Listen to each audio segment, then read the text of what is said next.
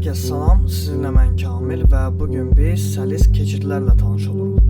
Səlis keçidlər dedikdə mən elementin öz görünüşünü asta-asta dəyişməsini nəzərdə tuturam.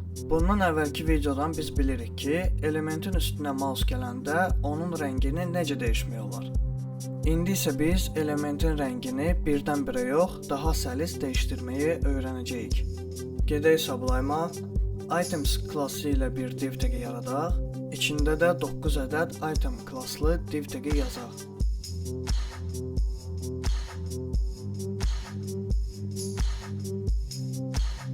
Biz bu 9 dənə div tagini bir dənə div taginin içində yazdıq ki, onların hamısını birlikdə səhifənin ortasında yerləşdirə bilək. İndi isə məzə üçün gəlin gedək baxaq görək nə cür bir şey əldə elədik. Adi insanlar üçün bunlar sadəcə yazılardır, amma biz bilirik ki, burada çoxlu div tagləri var. Ona görə də gəlin bu div taglərinə biz bir düzəməlli görünüş verək. Həmişəki kodumuzu bir də təkrarlayırıq.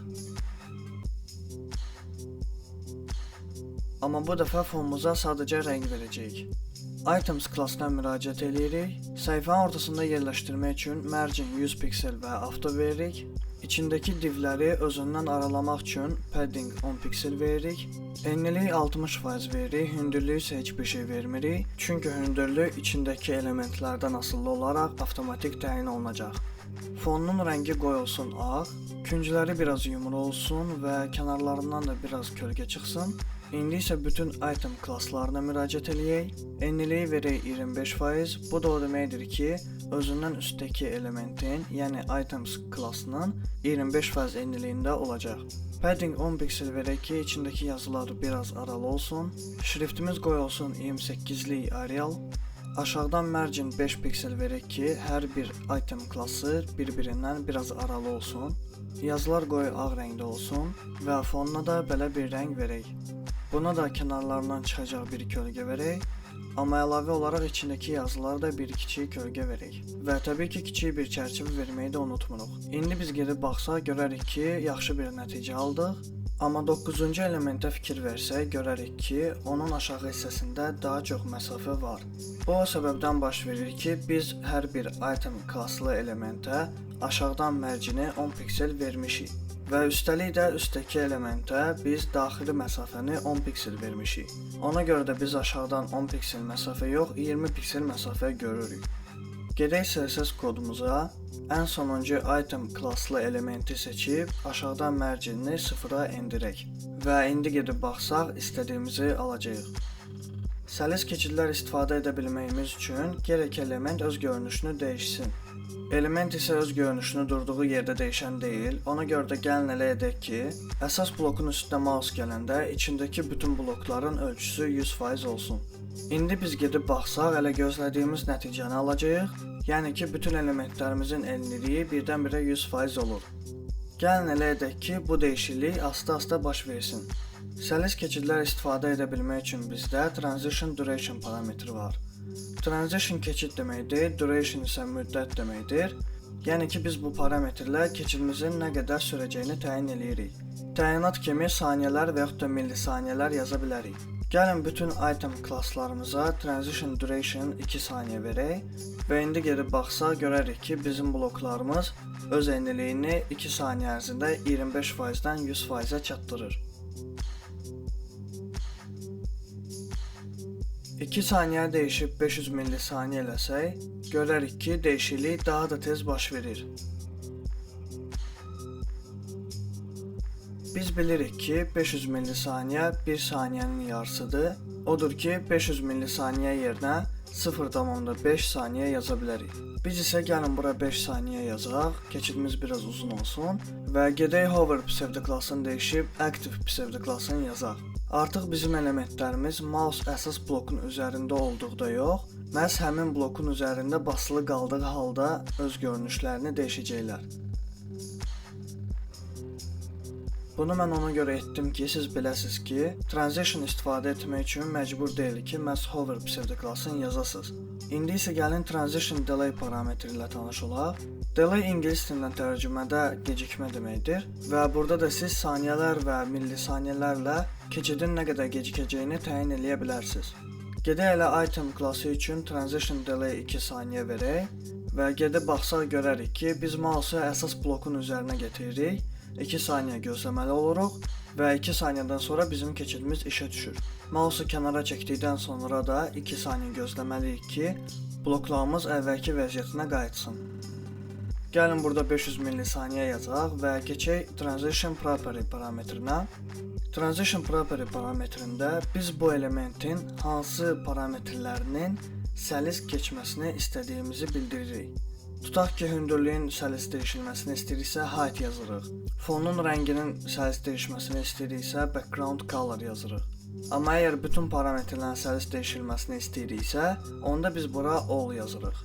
Kodumuzda gəlin width yazaq ki, enliliyimiz səlis dəyişilsin. Yalnız enliliyin səlis dəyişildiyini sübut etmək üçün gəlin elə edək ki, blokumuzun üstünə mouse gələndə təkcə enlilik yox, fonun rəngi də dəyişilsin. Biz indi mausu blokumuzun üzərinə gətirdikdə görürük ki, elementlərimizin fonlarının rəngi dərhal dəyişilir, enliliyi isə asta-asta. Əgər rəngin də səlis dəyişilməsini istəyiriksə, biz gərək Transition Property parametrində width yazdıqdan sonra vergül qoyub background color da yazaq. Hal-hazırda bizim elementlərimizin həm fonunun rəngi, həm də enliliyi eyni müddətdə və eyni gecikmə ilə dəyişilir. Digər iki Transition parametrində də biz vergül qoyub, ayrıca background color üçün başqa bir təyinatlar verə bilərik. Misal üçün belə yazdıqda elementlərimizin enliliyi 2 saniyə ərzində, fonlarının rəngi isə 5 saniyə ərzində dəyişiləcək. Eləcə də enlilik üçün 500 millisaniyə gecikmə olacaq, fonun rəngi üçün isə gecikmə olmayacaq.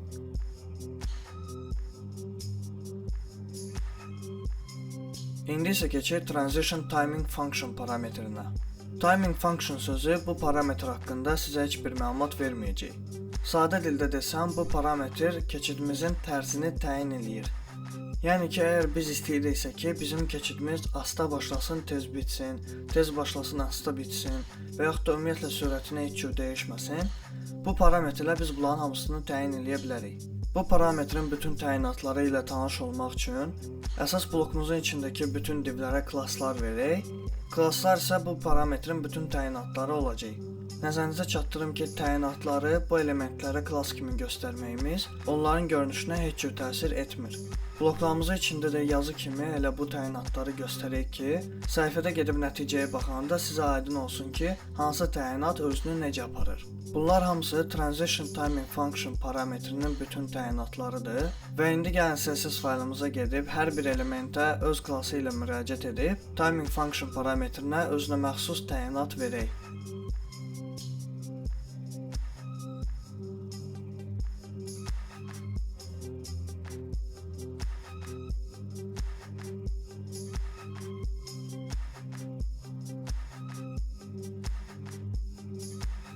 Steps təyinatında mötərizənin içində biz gərək hər hansısa bir rəqəm yazaq. Hələ ki, gəlin 3 yazaq, sonra deyəcəm bu nə üçündür. Təklif olunan təyinatlardan heç birini bəyənməsə, siz öz keçidinizə yaza bilərsiniz. Bunu da biz Cubic Bezier təyinatında mötərizənin içində qeyd edə bilərik. Burada da biz rəqəmlər yazmalıyıq, amma bunu heç kim eləmir, çünki bunun üçün hazır bir servis var, cubicbezier.com adlanır. Bu servisdə siz bu iki nöqtəni idarə etməklə istədiyiniz keçidi yarada bilərsiniz və nəticədə alınan rəqəmləri biz götürüb öz Cubic Bezier təyinatımıza yerləşdiririk. HTML kodumuza keçib steps sözünün yanında mötərizələr yazaq ki, bilinsin ki, steps təyinatı mötərizələrsiz istifadə olunmur. Qayıdaq CSS kodumuza, elə edək ki, elementlərimizin fonunun rəngi dəyişilməsin və Transition parametrindən də ikinci təminatları yığışdıraq. İndi gedib baxsaq, yaxşı bir şey əldə etmiş oluruq.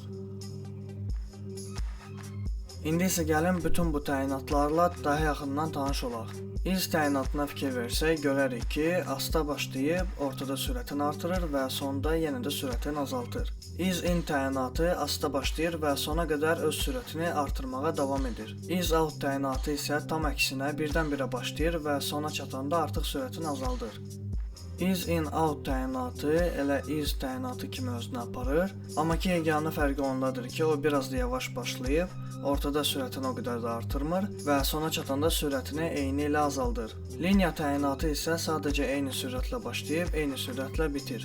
Step start təyinatı başlayan kimi sonuncu vəziyyəti alır. Step end təyinatı isə tam əksinə. Sona qədər gözləyəcək və yalnız sona çatanda artıq keçidi birdən-birə bitirəcək. Step sözü ingilis dilindən tərcümədə addım deməkdir. edir və yadınızdadsa biz steps təyinatı üçün mötərizənin içində 3 yazmışdıq. Bu da o deməkdir ki, keçid 3 addıma bitəcək. Kubik Bazer'də isə artıq bilirsiniz ki, özümüz düzəltdiyimiz keçidin nəticəsini görürük. Vaxtınız olanda bu təyinatlarla mütləq oynayın.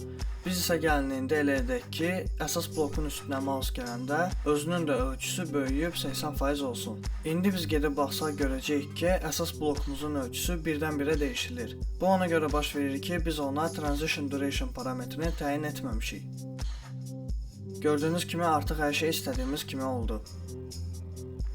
Fikir verin ki, siz hər hansısa bir transition parametrini elementin adi halında, yəni hər hansısa bir pseudoklass verilməmişdən öncə təyin eləməlisiniz. Əgər siz transition parametrini pseudoklass verildikdə təyin etsəz, belə bir nəticə alacaqsınız. Gördüyünüz kimi mouse elementin üstünə gələndə hər şey normaldır, amma mouse elementin üstündən çıxdıqda elementin görünüşü birdən-birə dəyişilir. Çünki onun adi halında heç bir transition verilməyib. İndi gəlin elə edək ki, hər bir elementimizin üzərinə mouse gələndə onun görünüşü dəyişilsin. Elementin özünə transition verməmişdən öncə bir şey nəzərinizə çatdırım.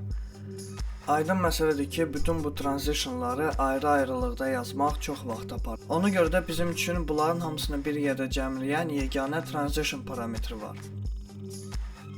Transition parametrində əvvəlcə biz transition property, sonra duration, sonra timing function və sonda transition delay parametrlərini təyin edirik. Transition delay parametrinin standart təyinatı 0-dır, yəni biz onu yazmaya da bilərik.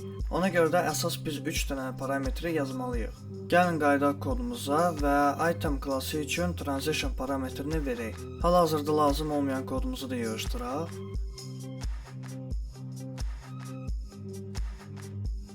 Və ümumiyyətlə gəlin transition parametrindən transition delay təyinatını yığışdıraq. İndi gedib baxsaq, belə bir şey əldə etmiş oluruq.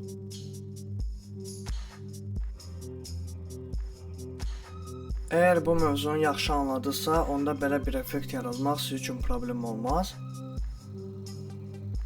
Yox, əgər problem oldusa, onda YouTube'da bu video altındakı linkə keçib download düyməsinə basmaqla kodları əldə edə bilərsiniz. Əgər hər hansısa bir sualınız, məsləhətiniz, işgüzar təklifiniz, evlilik təklifiniz olsa, mənə Facebookda yaza bilərsiniz. Bugünlük isə bu qədər. Sizinlə mən Kamil idim. Uğurlar sizə, hələlik.